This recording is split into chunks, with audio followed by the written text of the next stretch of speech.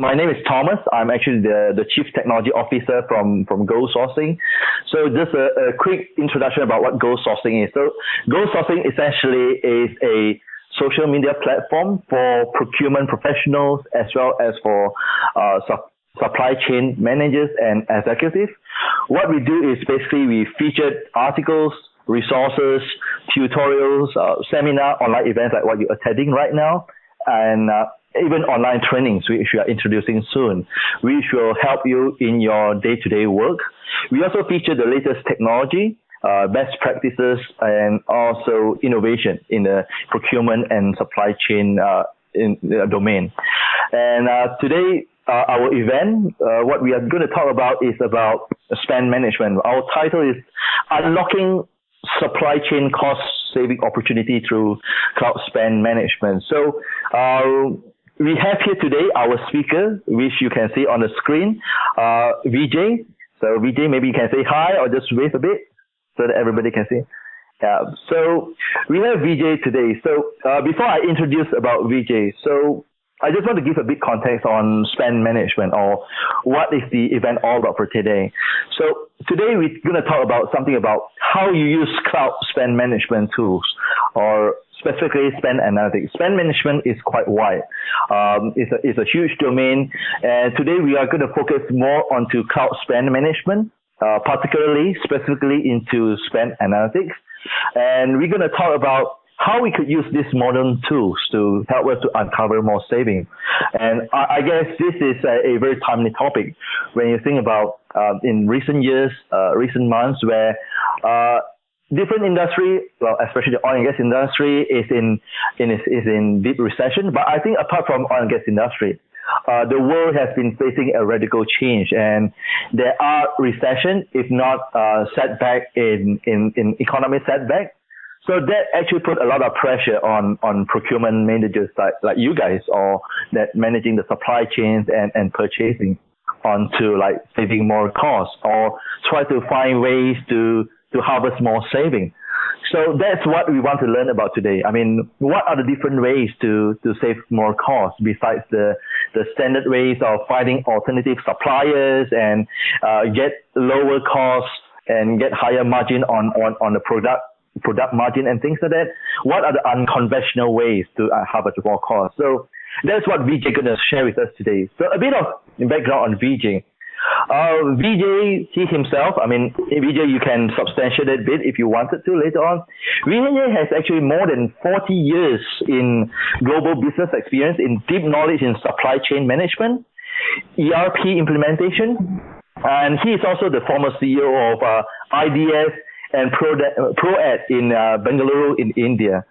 So over the year, he has designed and developed and delivered number of purchase management programs. For India Skills is one of them, and City and Guides in UK. And he's also responsible for a complete blueprint design. That's very impressive. A complete blueprint design for the SDM operations for DC, which is a very large retail chain in India.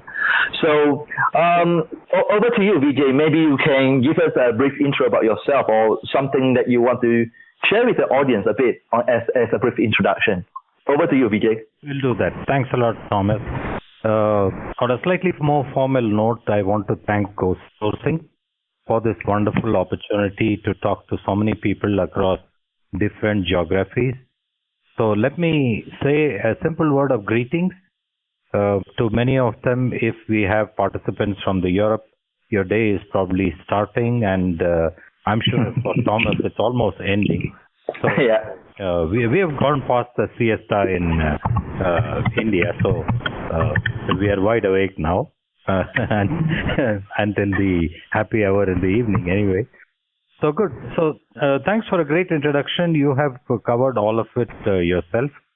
And I think I would like to say that procurement or purchase management as an area of the supply chain deserves a seat at the table. I would like to champion that cause. And, when you look at it, like a little while ago, we were talking to Amil, one of the participants. He's from Schlumberger. I know Schlumberger. I'm sure Richard does too. because they are huge in the oil sector, particularly.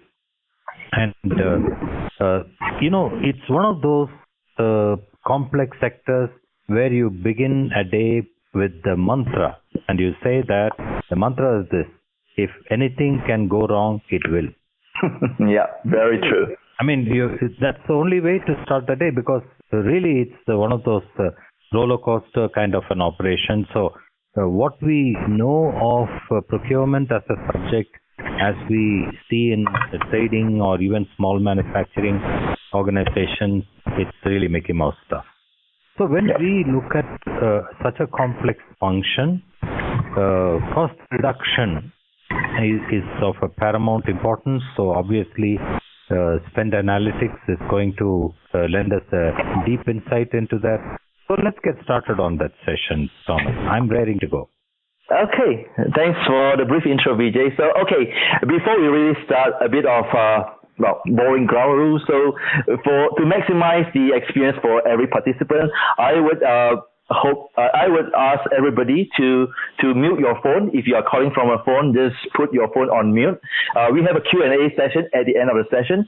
For those who call through their PC, desktop, just click on the phone icon on your top left corner. Click on the phone icon, then you will see like there's a microphone icon, then just click on it, all right?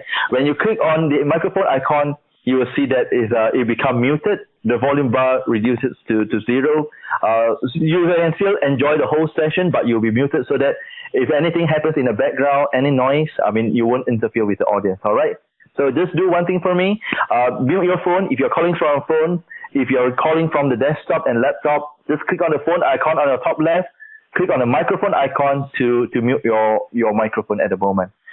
All right, so without further ado, this is going to be a casual session, Vijay. So just take it as a very casual session to share what you know about. Again, today is about spend management, specifically about spend analysis. So to get started, I think what we want to know is maybe you can give a bit background, right? I mean, you have so many experience in starting from ERP. ERP is the mother of all supply chain management tool, right? So, in your opinion, like where and when did the early spend analytics implementation begins? Maybe, you don't have to give us a specific year, but just roughly when does it begin and how does it work basically? Over to you, Vijay. Okay. So, it's an interesting question to begin with. I think it's always customary to catch up with a small bit of history. I would say that anyone who earns money would be quite interested in learning how to control it as well. So this is a very important basic requirement in life. We do it at home, we do it in the office, we do it in the factory. The governments do it too. They collect revenue, they budget and spend somewhat judicially, I would like to think. But this is how it goes. But in the corporate world, when we talk about spend analytics as a point of interest, I think the evolution was very symbiotic with IT. Interesting. In the early days, we had an accounting application called accounts receivable and accounts payable. All right. So you procure things, you start, the invoices get accumulated, you have to honor your liabilities and your commitments, so you got to pay. Yeah. But by the time we apply any form of analytics on the subject, it's merely history. It tells us what went wrong, and perhaps to some extent what didn't go right. Yeah. We can't control the situation, we can't remedy the situation. We can only look forward to the next year, the next period, tomorrow, ideally, to do things better. And invariably, we end up doing things in a bad way. So, as a tool-based approach or a very analytic approach, I was talking to somebody in Oracle, and they claim they were very precise in saying it started in 1996. Wow, 1996. Yeah, but I was joking with them saying, hey, that's probably when you did coding, right? So you can't say that it started in 96. Yeah. But anyway, we had a good laugh, but I think the point was taken that the emphasis, the importance was probably began to be realized by that time. So it's fair to say that if they say, early 2000 onwards, it almost emerged, and it today has the rightful existence as a standalone application as well, regardless of what you use. So I would say it probably started in the 90s. Yep. Now it has matured into a good application by itself now. Okay. Well, that's a very interesting thought. I never thought it started like around. I mean, it's just like it's less than like two decades away. But anyway, I mean, nowadays when you talk about spend analytics, some people, I mean, I don't know. I mean, whether it's a marketing jargon or a buzzword, people hear a lot of things about like big data here and big data there, right? And in my experience, big data has been used a lot, well, possibly abused as well in the marketing domain. But in terms of like supply chain management, right? So like spend analytics, people are talking about big data as a way of spend analytics. So maybe you can help us to clarify like once and for all, right? Like, what is big data? I mean, is big data equals to spend analytics? Are they different, or they are somewhat different? And if they are different, I mean, what is your opinion? What are the difference and things like that? Okay. Vijay? Yeah. I would like to say that... Vijay, maybe you can speak a bit louder a bit? Yeah. Okay. I would like to say that spend analytics is the application which gets applied to the data subset. Right. Data as is an information, like you have information regarding your suppliers, the various purchase orders that you made, the kind of experience that you had. Maybe all vendors don't necessarily behave in a predictable manner all the time. So, or sometimes the quality of the material that they delivered is not entirely acceptable. So there could be n number of things that you experience in a day-to-day life, and it all comes down to elements of data which truly gets multidimensional. For example, you could look at information relating to a particular product or a service. That's a dimension. You could look at data relating to a vendor or a group of vendors who supplied the same product or a service. Or you could look at everything contextually in the opportunity, namely the project that you applied at. So it kind of becomes cuboid, like a Rubik's Cube, So you could turn it any which way that you can, and it assumes a different color. So it's like a multi-faced data, right? Exactly. So if I may carry the same example forward, our objective would be to get all the sides right. So it makes a uniform view for us in order to understand and manage the many complexities that we have. But we certainly do realize each component, each cube that forms the Rubik's Cube has a certain significance in what we do. Right. Now, if you carry this across to the real world where we live in, and when we say, okay, yes, I agree with you that big data is a very fanciful term in terms of understanding. I sometimes think the software vendors do this to scare away the small customers. Right. But in all seriousness, I think when somebody wants to apply big data to spend analytics as such, they need to also pay attention to the foundational disciplines. Okay, like for example, they need to make sure that their data sets are manageable, manipulatable, and interpretable. So, you got to have your code sets right. And normally the practice is to use UNSPSC, that stands for United Nations Products and Services Code. So if there is a universality to the data sets that you have, it becomes a lot more meaningful and easy to manipulate. Okay, well, maybe Vijay, sorry for interjecting, but one thing that I look into here, it looks like quite technical, right? And then it looks like it is kind of a lot of effort needed. I mean, for the benefit of those non-IT audience who have it today, like they could be procurement directors, they could be procurement managers. Maybe you can share more about like the hurdles, right? I mean, it seems spend and management or spend analytics looks very technical to them, sounds very cryptic and things like that. Maybe in a very layman way, maybe you can share with them, right? I mean, is spend analytics is something like difficult to do? I mean, what are the maybe top 5 hurdles when it comes to implementing spend analytics? What are the things that they need to do right in a very layman way? Oh, okay, that's easy. I would say that first, in all things that we do in life, let's get the basics right.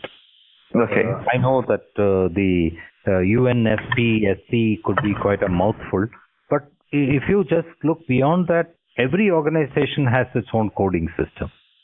Right. So we have a vendor of stationery, we have a vendor of toner cartridges. So each is given a prefix, a suffix, some form of an identity that creeps its way into our ledger. So that's not so difficult. But I think, as in many other, let's say, critical or mission critical applications, there has to be a conscientious desire to implement such an application. You mean like a goal, like a corporate goal, a vision or something like that? Yeah, I'm going even beyond that. I'm saying an inherent interest in the people that, look, I need to know what's going on around me. I need to understand what's going on around me, because if I'm not able to measure something, I can't manage it. So, exactly. And I don't want the information 5 days after it has happened, by which time it's all history. We are going to tell ourselves that, we're not going to repeat this in the past, and then come the next day, you go exactly do the same thing what you did 5 days ago. Yeah. So I think we need to put in place a simple, understandable method. So the right way to begin this would be to have a common consensus. Yes, we need to have this because it's going to help us. So that's the first thing. Second, I think, as I mentioned earlier, you need to have the basics right. So information, or if you break the information into data sets, it becomes easy to extract and collect it. Okay. So what is the toughest part? Go for the third one first. Yeah. I think that the tough spot is there is a lot of what's the right word I'm looking for? Fragmentation that takes place in an organization, because information is scattered. Okay, accounting office has something, manufacturing office has something. Exactly. The warehouse has something. So we need to kind of have a harmonious databases. Even how disparate they are, it doesn't matter. But as long as you have an ability, a simplest ability to collect the data. So I'm not going to say that the efficiency of spend analytics is directly proportionate to the cost or the investment that you're going to make in an application. That's not true at all. As a matter of fact, I know a lot of people who use multi-million-dollar ERP solutions, but when it comes to interpreting the information that they have, they would quickly open their laptop and construct a spreadsheet and present it in the way in which they think it's best. So what am I saying here? I'm saying that even a simplest application like a spreadsheet can lend you a hand here. Right. Okay. So quickly recap, I think we start with a desire, an inherent interest to function. Second, we get the foundations or the basics right. Yes. Third, we make sure that the information that is scattered around the office is elegantly made available to all the people whenever they want it. And fourth, if you wish, you could use a tool of your choice depending upon the generosity of your company. Yes. But I know of people, they have realized best results even by using a spreadsheet. So I think that's the very simplistic thing of it, but the benefits are enormous. I mean, the next generation or the next level of this subject is going to be even the predictable aspect of it. So we don't want to deal with accounts payable as a set of books that tells us what went wrong, or at the same time, we don't want to appear fanciful in using tools that are very expensive, but we need information on a real-time basis. I want to mention a small example here, which I'm sure will appeal to many people. Construction industry. We all start with a budget. I have only this much I can spend in a house or an apartment. So I go to a real estate vendor and say, this is my budget, let's start. And he gives me a lot of options. And at the end, what happens? I think we sometimes spend nearly as much as anything between 15% to 35%. Okay? And this is exactly what we want to manage. I would like to use the word control, but that's not often possible. At least we need to manage it, because in a construction activity which is predominantly time elastic, okay, many things can go wrong, many things change, and therefore, the compulsion to contain the cost as elegantly as possible. Thomas? Okay, well, this thing you mentioned about cost, I think that is always an interesting topic, right? I mean, a lot of people always felt that, new technologies, new software tools cost a lot. And, I know in the past, ERP costs a lot, but I also know that cloud computing, cloud software have made things a lot more affordable. But based on your experience, right, maybe you can give us an idea, right? For example, maybe not the exact number.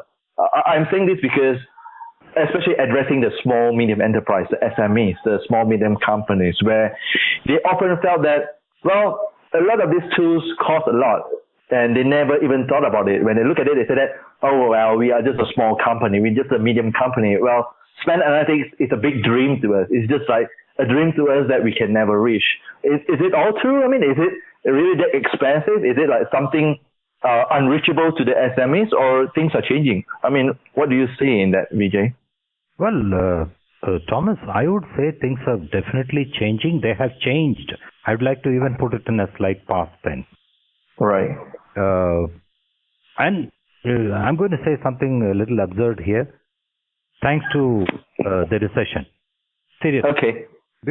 Many of people, including people like me, who were champions of very sophisticated, very costly application software solutions, suddenly found a market which has virtually dried up on us. Okay, so what we used to sell it for $1 million, $1.5 million, including implementation costs, etc., there weren't that many takers. So I think the economic situation compelled the vendors to also look at different forms of deployment. So cloud computing came to be again, I would say. And I'm saying again because nearly 15 years back, there was a practice called ASP, Application Service Provisioning. Okay, so someone could even allow the usage of an application software on a rental basis or on a trial basis. You don't have to cough up all the money up front. And that time people thought, it's a fanciful idea of somebody's. So they didn't go along much with that. But today I think the situation is thrust upon them. So they had to implement cloud computing. So what's the benefit here? The benefit is most of the small medium enterprises, including micro organizations which are proprietary in nature, owner managed, owner controlled, owner run organizations, could use an application as a cloud dispersed service even on a one-off basis. Okay. So, here, let's say, for example, I'd like to say, I'm in trading. I'm not in construction. I'm not in contracting. So trading is a pretty straightforward business. I know how much money I have. I know what I'm going to buy. I know what I'm going to sell. If I need to still keep a control of what I buy, what I spend money on, I could very well take the help of someone purely on a need basis, go ahead and implement an incident or an event, if you wish, as a spend analytics tool, do all my extraction, get my Rubik's Cube right, and then very well disengage myself. So you see, now I have an application on demand. So this is what cloud computing has brought to the smaller organizations. So Yes. those who do not have an inherent need, like the large conglomerates who do it on a minute by minute basis, so they could very easily use something like a cloud computing as a methodology in order to get the benefits that they want, just like their larger people who use very costly and complex applications. Okay. Well, it looks very promising. And so I guess I hope after this session, right? I mean, for those people who are working in the SMEs or even in the small medium enterprise company, I mean, I hope that clear their doubts, as in like it's no longer. Software tools innovation is no longer a tool for the big company, but these tools are getting more affordable as well. Like for example, I think I like how Vijay put it, like because of the crisis, and vendors try to reinvent themselves to make it more affordable to the mainstream as well. And face it, in any countries, right? I think SMEs, the small medium enterprise market, constitute majority of the economy. And even though we have a lot of large corporations around, but I think SMEs has a lot of great potential to grow. So I think that's a very good news that you share to all the audience over here. But now coming to something a bit different. I mean, something that I often read about spend management. It's not just about spend analytics. It's like last week I read something about tail spend management. Like it's like something new in the procurement. Like something like a lot of procurement managers overlook. Maybe for the benefit of everybody here, right? I mean, maybe you can give a brief definition. What is tail spend management anyway? Sorry, I didn't get that, Thomas. Tail spend management. Tail as in TAYL, spend management. Very interesting topic, Thomas. I think most of the people would be familiar with this Pareto principle, 80-20. You know, we look at many things in life in this way. So let me apply the Pareto principle to the typical purchase office. Right. Everybody will agree that there are certain items that we buy which are very costly. There are many items that we buy which are not necessarily costly. So if you plot it in a graph, you will find that 20% of what we buy consumes 80% of our investment. So this is your typical 80-20 Pareto principle applied here. But that being said, if I focus all my energy and attention in only managing this 20%, I will bleed money on the 80% of the lower cost items that I buy anyway. Yes. So in a graph, if you put it, it looks a downward sloping on the right hand side graph. So if you were to draw a vertical line on the 20% cutoff mark, you will find that's where you spend most of your money, and the money gradually reduces, but it goes in a form like a tail, like I said, the tail of an animal in a long way. So that is something where I need to control money as well. Now, there are many definitions that exist. Some people say it's unaddressed spend, that we spend money on many commodities and categories. I know a big company who simply said, okay, anything that we buy less than $500,000, we'll put it in a large box called tail spend. It's not necessarily right.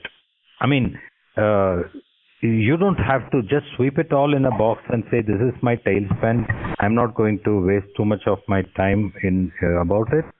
But for those who are cost conscious, those who are spend conscious, they would value as much time, energy and attention to manage the so-called tail spend of this 80% of what you spend every day, every year as well. Okay. Well, it's a very interesting topic because it looks like initially when you talk, I think you put into the 80-20 Pareto rule, I think that makes things a lot more easier to understand because it suddenly feels like Well, 20% of the spending is on a huge item, but there are a lot of hidden saving in the 80% of the purchase that we often overlook, right? Yes. So, but then this 80% of it usually is smaller item, but when you add it all together, it's a huge saving. But because it's a small item, it's easily overlooked, and sometimes we kind of like don't care about the saving. But if we put it all up already, the saving could be tremendous. That's what you're trying to say, right, Vijay? Yes, yes. In fact, I would even go a little further by giving a good example of a company engaged in MRO business, maintenance, repair, and operations. Okay. So we're not talking about a nuclear plant. We're not talking about a construction conglomerate. We're not talking about a global oil drilling company. We are talking about somebody, let's say I'm in my neighborhood running a company which will maintain air conditioners. So I am in a way an MRO company, right? Mm-hmm. I know the costliest component of an air conditioner is the compressor. Okay, and I know the cheapest element of the air conditioner is a washer, probably a few nuts and bolts, and things like that. So how much of the inventory should I carry? If I have 500 customers, if I have 50 customers, how many compressors I need to have in stock? Now, it will be a little bit of a difficult game because all the air conditioners that I may service may not be the same size. It need not be a domestic window-mounted air conditioner or a split air conditioner. So depending upon the type of my customers and their usage, I need to maintain an inventory. So when we talk about inventory, clearly we are talking about purchase. When we talk about purchase, we are clearly talking about capital purchase as in the 20% of the budget that I'm going to spend. And we are going to talk about the 80% of the consumables or low-cost items that I'm going to spend. Now, these are critically important for me. So I can't go to a place and finish repairing an air conditioner and then suddenly realize, oh my God, I forgot to bring the filter. I don't have one. Because I'm not going to get paid, right? So it's very important that I need to carry that as well. So when you look at spend management, it also will enable us to avoid disappointment. It's not only about managing the budgeted amount of money in the inventory that I'm carrying to carry on my business, but it's also to help me avoid a stock out situation, because we are only familiar with this old proverb. It says, for want of a shoe nail, a kingdom was lost. It's the same hierarchy of managing the materials and the services that we have, Thomas. Right. Very good case study. I like that, Vijay. Thanks a lot for sharing. Well, I mean, I guess for this session, before we open up to the floor, I think one thing to wrap the whole session out, right? I mean, a lot of people here are procurement directors, purchase managers, or even sourcing managers. I mean, they could be under pressure from the CFO, finance director on finding savings, right? Maybe you can share one or two tips over here, right? Like, for example, what if you have like one or two last advice, right? What would you share with them? For example, like how can they harvest saving in unconventional ways, or what some people say, what is the next generation of supply chain savings? Maybe you can give one or two advice, or share one or two tips with them, maybe as a wrap up. Sure, I think that will be a delightful thing. There are 3 stages in managing any activity in life. I am not going to say it's only relevant to spend analytics or CRM or ERP or manufacturing or any other application in general. I'm even saying, like us as human beings, okay? We all know where we come from. We know our history best. There is enough amount of information. I have, my parents have pictures of me as a baby and the first day in school and so on and so forth. And it's only going to make it all easy for all of us because all of us carry a cell phone with a camera. So clearly we are able to capture our history. But history is only good in as much as we are able to understand where we went wrong, what we did right. And strangely, in life, history doesn't necessarily repeat itself. Maybe if it does, it could perhaps be the bad things and not necessarily the good things. So today, as we are looking at managing our work in the office, I would say we have done away with managing our business by history. We have now moved into a real-time situation. I think most of the information technology, most of the procedures and processes that we adopt enables us to understand what's going on around us almost on a real-time basis.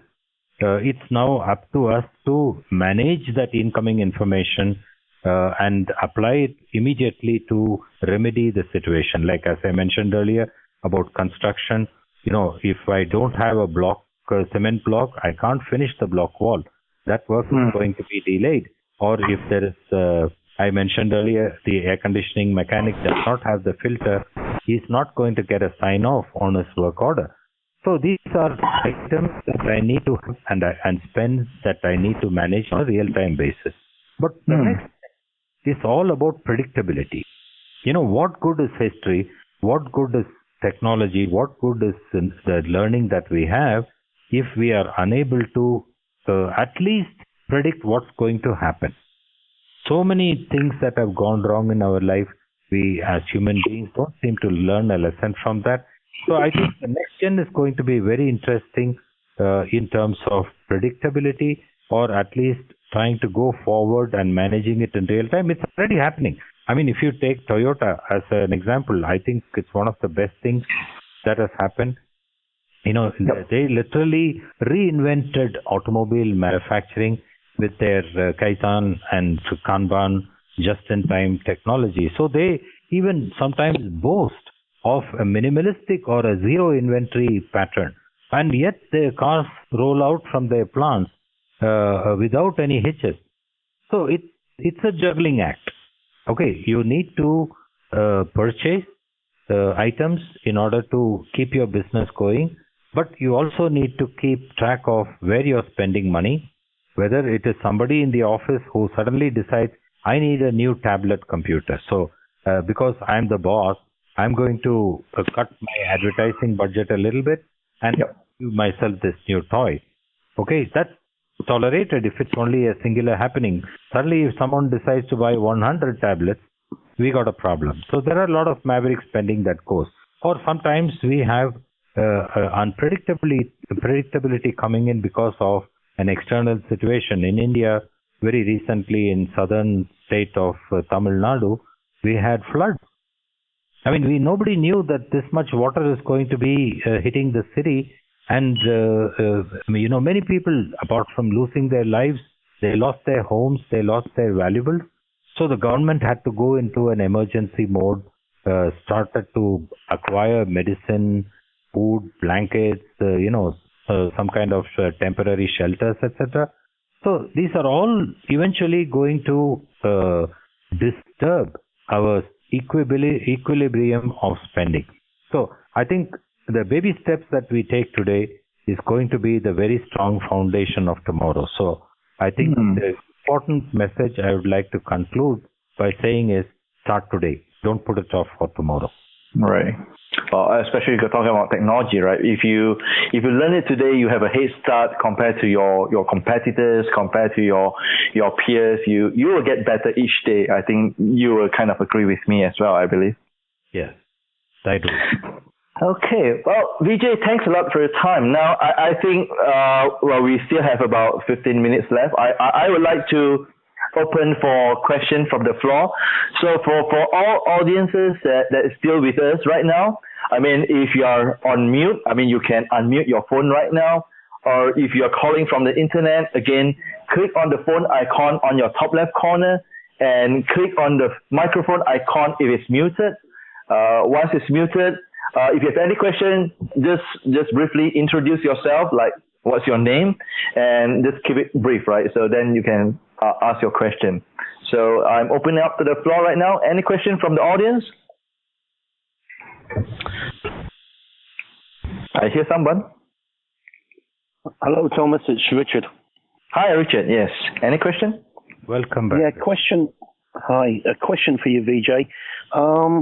What are you seeing in the marketplace with regards to the fact that spend analysis is done, but the linkages through to applications in the cloud that enable us to link it to business intelligence? Well, I would say, again, this is going to be purely my personal view, Richard. I would say spend analytics in itself is a BI. Okay, when we want to know as intimately as possible what's going on in our business, we would definitely look at spend analytics not merely as an application, not merely as a process that we need to have, but also as a form of a BI in order to extract the data. Now, sorry, Vijay, when you say BI, means that business intelligence, right? Yes, that's right, business intelligence.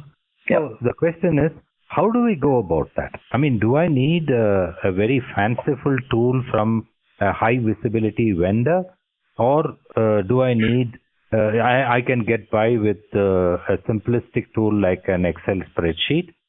It all depends also on the integrity of the information available around me. How easy for me it is to extract information from my purchase files, sundry creditors files to project data, and how I can harness all this information together and make a meaningful output or a report out of that. And how relevant is that output? That's what matters. But definitely, yes, category-wise, if somebody wants me to define, I would say spend analytics is business intelligence too. Richard, did I answer that? Richard? Yeah, where I was coming from is the fact that we've run our spend analysis, we've grouped it into categories, and what we're looking, and usually that has not been available in the past in ERP systems. It's been something that's been provided by a third party. That's and right. Once we've got that, we need to then develop that category in terms of information that we're looking for that supplements our understanding of the category in terms, and that could be in terms of raw materials that go into it, what the pricing is of that raw material. It can then link into the marketplace, which is to find the suppliers for that category. So generally those are either provided within your own ERP systems, or are we increasingly seeing third-party providers providing a cloud-based solution that interfaces with the spend analysis tool? Or are we seeing providers providing that all as one integral bundled solution? Very interesting question, Richard. This is a question which comes close to my heart. Traditionally, when solution providers start out to address a market need, it is again purely my impression, because I was also a solution provider myself for the better part of my life. We tend to limit our boundaries to what is on hand, what is visible, what is being seen, what is being experienced by our customers. Many of us in the process, we also forget that providing an application software solution like an ERP solution is not like buying a shoe. Okay? So it's going to fit my foot for today's requirement, whether it is to go to the office or to go to a party. After that, I can either choose not to use it or use something else instead. What I fail to realize is many of them, in fact, it's a sad thing that I need to say this, that things are always dynamic. Things change. So, fortunately for us, what has been happening in the marketplace is when people experience an inadequacy or a gap in the solution set that they are using, they invariably turn to their current supplier and escalate that need and say, hey, listen, you know what, your product is great, it's cutting invoices in fractions of a second, but you know what, I'm not able to get this information as quickly and as correctly as I want it. So here is an opportunity for the original vendor of the solution suite. Invariably, they drop the ball here because they are so busy that they are so self-fulfilled in doing whatever that they are doing. This opportunity is now gifted to another vendor who sees for himself again a small limited opportunity and puts in an application in that space and tries to make it as compatible as possible with as many other vendors as possible. So this gave way to a lot of people, independent solution providers, perhaps of a smaller nature, in putting third-party application, but in a compatible way so that the information that is imported and exported back into the native system remains seamless. Now, again, the problem seems to perpetuate. Many of the large ERP vendors, for some reason, they have different versions, different upgrades of their solution suite, but not necessarily something that spans the scope of usage. So when they come across an irritant in the marketplace, when they say, okay, why am I not in this space? So what should I be doing? I have a clear choice. Either I go back to my coders and tell them to generate a new set of codes to meet this application, which I can append to my existing solution, or simply go and buy a smaller company and merge it with me. But that's the easy part. You know, you have the war chest deep enough to buy a smaller company, no problems there, but integrating it with your native element is a huge nightmare. Why? Very simple. I started out 10 years back, so the guys who did the original codes have all disappeared, vanished. So I'm barely sustaining my product suite into a maintenance mode in trying to generate, and the product itself is now sliding down on its maturity curve. So what do? The short answer is to acquire a solution and have a slightly complementary but perhaps a disharmonious solution. I'm not sure if I should maintain names, but if anyone cares to ask me a question, I can even give real life examples of things which has happened in this way and which is continuing this way. But I would like to contextualize Richard's question in this manner. Here is where cloud computing comes into our being, because I am no longer bound, gagged and tied to a vendor alone. Now I could use cloud computing. I'm using it like a on-demand, pay-as-you-use solution. So if I decide that my needs have outgrown this system, I could very easily switch. And as long as my foundation is right, as long as my data integrity and my interoperability between the databases that I use every day in my company remains harmonious, then I have no problem. I think this is why, one of the reasons why cloud computing is going to have a very, very vibrant future in not just now, but I'm sure in the coming months too. Richard, did I address your question correctly? Yep, you've addressed it really well. Thanks very much. Well, I think just to add on Vijay's comment, right, I can totally agree on that, because what I see in the past as a CTO of many companies in the past, right? I mean, cloud computing definitely have reduced the risk of vendor lock-in. Like I like how Vijay, how you put it just now. For example, as long as you maintain your data integration and data integrity properly, you can always, because it's pay on demand. So whenever you use either spend analytics, a CRM, or even a cloud project management tool, sometimes the risk is sometimes we don't know what solution works best for us. But with cloud solution, we can always try to shortlist one of the best to our knowledge at the moment, use it for several months, and it doesn't work out. We just have to cancel the subscription and move on to the new platform, and then re-import the data back, and we are done. We are done moving to the new platform without a vendor lock-in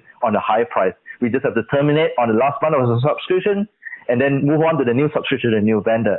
I think that's what, Vijay, you're trying to say, right? Yes, I did. Yeah. No. In fact, I think that's precisely what I'm saying. And secondly, many of the users in our community today, regionally, nationally, and globally, get this feeling of being boxed in, okay? Because they have sunk in so much money in their IT solutions. Sometimes they really are. They are afraid. They're terrified. They simply can't move. So it's a kind of a paralysis. In fact, I want to share something very interesting in this part. Having done hundreds of ERP implementation, I come across one single question always. Whenever people sign their order, they give me a final payment after the project has been successfully handed over. They ask me, Vijay, we have put in so much money into this. When is it all going to come back? Or when is it going to recover? This is a very awkward and a moment for me. I have to say a lot of words, but I don't necessarily know when it makes a meaning. But I know. in the recent times, let me share this. This is a very interesting point. In the recent times, I have found an application which brilliantly addresses this, that reverse auction. Okay? In e-procurement, when you look at an application like reverse auction, my God, you can see the savings happen in front of your screen. And believe me, in some of the events that I have hosted, regardless of the price at which we started and the price at which finally the declared lowest bidder as the winner, you will see a huge difference. I mean, literally millions of any form of expression, whether it is dollars, pounds, euros, you will see that. So I think this is where we are all heading towards, where people say, I'm here, my problem is here now, I want to see results now.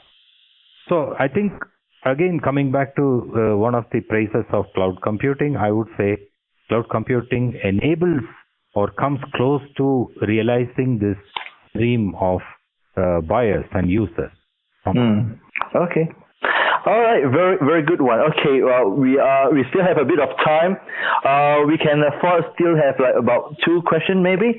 Well, audience, you have any question? Like I said, first unmute your phone, either unmute through your phone or click on the phone icon if you're calling from the internet. The phone icon on the top left corner, and click on the microphone icon to unmute it. Just briefly introduce yourself, then ask your question. Any more questions?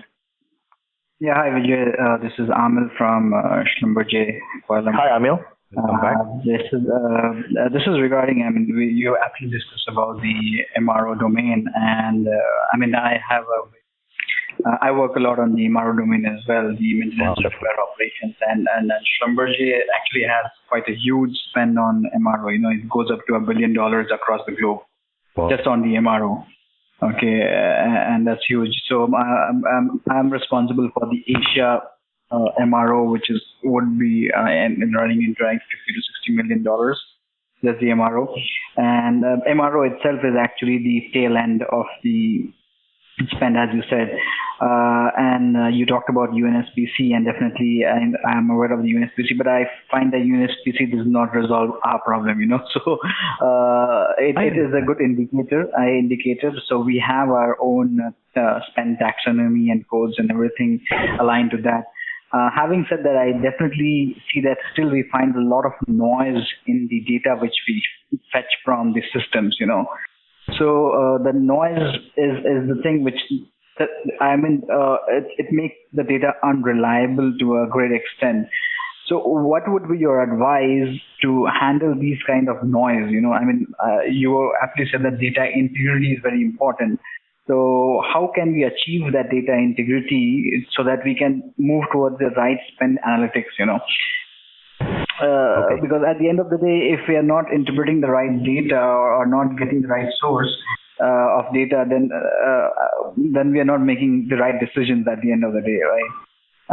And talking about the cloud computing, of course, cloud computing is, we are using cloud computing here, but I always find that cloud computing, at the end of the day, it becomes the speed matters a lot, when you are running analytics and everything, because you want everything very fast, And we have been using Tableau and other software solutions. So I still find it very difficult to actually work with them because it does take time, and our data is huge. I mean, if you talk about it, it's huge.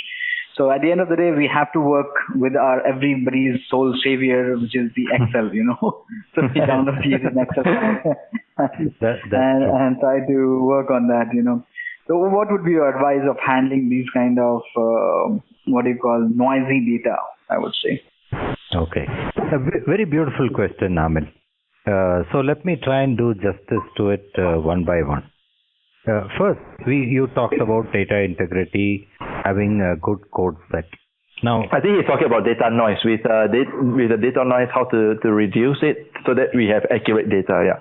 Yeah. So, in order to establish a good framework that everybody can agree upon, to some extent, United Nations products and services code set helps. But as you rightly said, that need not be the universal truth. In a sense, every organization, small or big, can adopt their own coding structure. They can adopt their own methodology. See, what happens is, what matters is the visibility. Okay? Like, for example, how much visibility you want to have over the activities that happen around you. So, the fundamental question to ask is, are all that is happening around you is visible at all? So, you need first and foremost to construct a method by which the data gets pulled in to a common source. Consider it, for want of a better word, I'll use the word a big data, so that all the data, when it comes in time, it comes in a clean form. That's very important too, because dirty data is not going to help anyone at all. And how are you going to then manipulate it? So when we talked about data integrity, we also talked about making the multiple databases harmonious and making sure that it is all friendly and it passes the data back and forth as and when the need arises. In order for all this to happen, the basic hurdle comes from the policymakers. Okay, many people will have to see eye to eye. They need to develop a consensus. That's not going to be easy, for sure, because as larger organizations come on board, you have a different ways of working. Sometimes this is also forced upon you. I mean, take your own company. When you run your things in Malaysia, you have to adhere to the Malaysian law and the practices, which could even be very regional. However, as a group of people who are working underneath the banner, you need to answer yourselves to somebody, the top bosses in a completely a different country. So without top management help, you cannot avoid noise in the first place. The last part is, when you try and look for a solution, it really doesn't matter whether you have a legacy ERP or whether you have the simplistic pencil and paper approach with a spreadsheet, etc. But at the end of the day, the vision concerning the immediate manager's requirement, if it is not synchronized with the problem on hand, you can't get better result. Noise will continue to be, and that is something which we need to avoid at all costs. Now, cloud computing, I don't want to over glamorize that. It's not a panacea for everybody. So it's only a tool which particularly I would say helps in MRO operations. But I also quickly add, not for you guys perhaps, because your needs are imminent. Your needs are day to day. Your needs are minute by minute.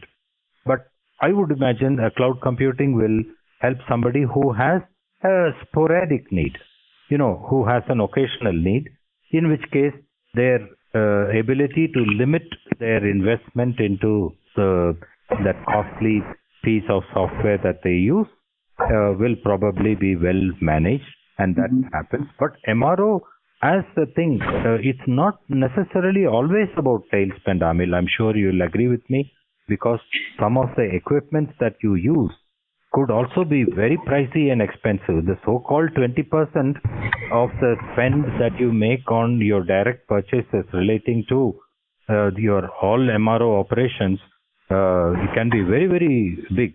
I will give you a small anecdote. Absolutely. Because we have categorized those big things in a separate taxonomy, So whatever is left over. In fact, it's important. I will tell you this. In Sharjah, I had met the general manager of John Deere. John Deere is an American company, as you know. Yes, they make this huge earth-moving equipment. So while casually talking to him, he revealed a secret. So he told me that, you know what, we can afford to give our bulldozers away for free. I said, what? Wow. Seriously? He said, yes. So I said, educate me a little bit. How does this work? So he said, it's very simple.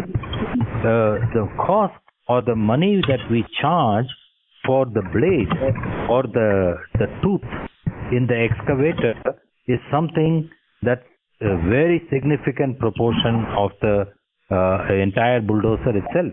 And invariably, when they put this bulldozer to work, it's going to hit against rock, granite, whatever, and the damn tooth or the blade will keep breaking.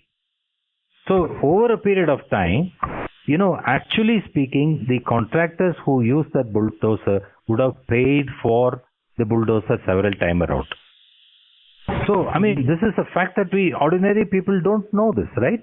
But so here it is, a clear example of capital cost versus recurring cost. And as you can see, applied to an MRO use, how much of a difference it makes. Similarly, I gave the simplistic example of an air conditioner mechanic or a repair shop going around.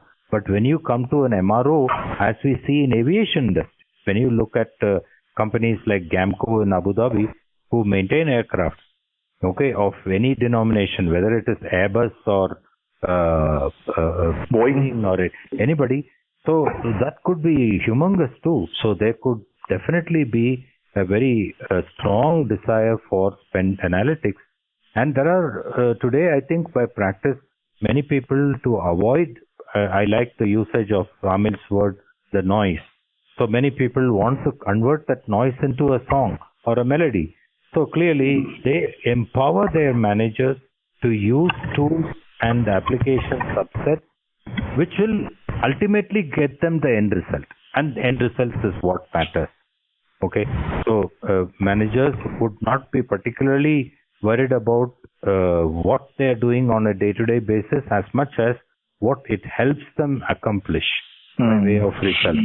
So I think in that context, if a manager of a local division in a large conglomerate like your company, Amil, were to go out and take the help of a local consultant, it's not going to be frowned upon. It's not going to be looked down upon. But as long as the outcome is brilliant and it's going to appeal to everybody's sensibility. Amil? Now to address this MRO issue, I had a quick fix. So for me, MRO has a huge amount and it's scattered across timeline and geography for us.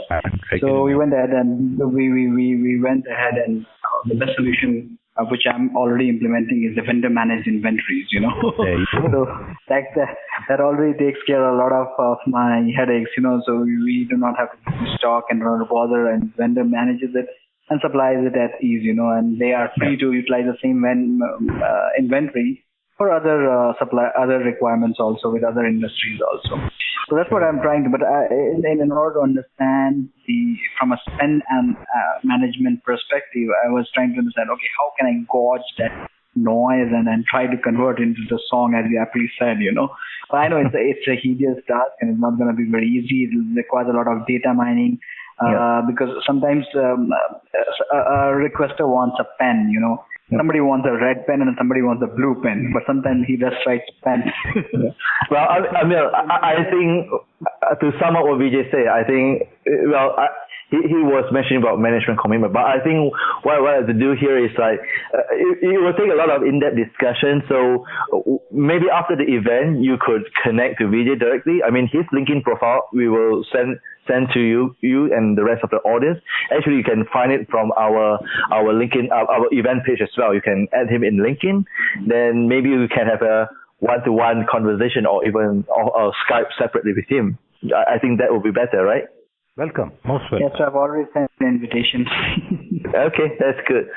Okay, we are running out of time, but I think we can afford to have one more small question. Any more questions before we wrap up the session?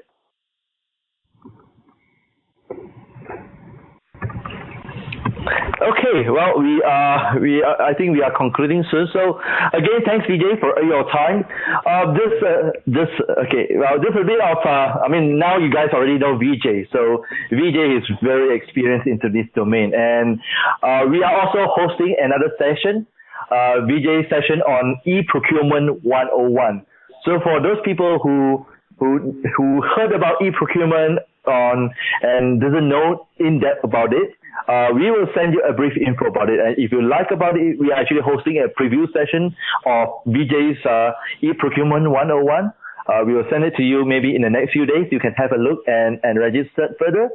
And also from our side, our next event, our next webinar will be on 23rd of June.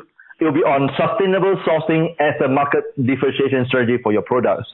So for those people in the oil and gas industry, for those people who are in the F&B industry and other industry who rely a lot on natural resources, food, agricultural, and things like that, I think sustainable sourcing is one thing that we should look into it. I mean, I don't want to speak more about it, but essentially sustainable sourcing is not just about green. It's about creating a sustainable strategy beyond traditional cost and supply metrics and to couple with environmental, social, and ethical issues and things like that. So feel free. The registration is open right now already. We will also send you the link after the event. And of course, ongoingly, we will share with you more resources and articles that is relevant to you. If you like it, feel free to go to our LinkedIn page, linkedin.com/company/go sourcing, as in go, GOSOURCING in one word. So linkedin.com/company/go sourcing. You can follow us. And also you could go to our website, gosourcing.com/subscribe. Just fill out your details and your area of interest. And like I said, Go Sourcing as a social media site. Our job is to make your life simple with the latest best practices, technology, and innovation that will improve your life, that will help you to perform your job better. So for that, I think we conclude today's session. And again, Vijay, thank you a lot for your time. And for those who are interested to contact Vijay directly, his LinkedIn profile is available on our event page. Feel free to connect to him and discuss further about it. So for that, I concluded this session. Vijay, thanks again. Hopefully we'll see you again soon. Stay in touch. Thank All right? Everybody. Thank you. All right. Bye-bye, everybody. Bye now.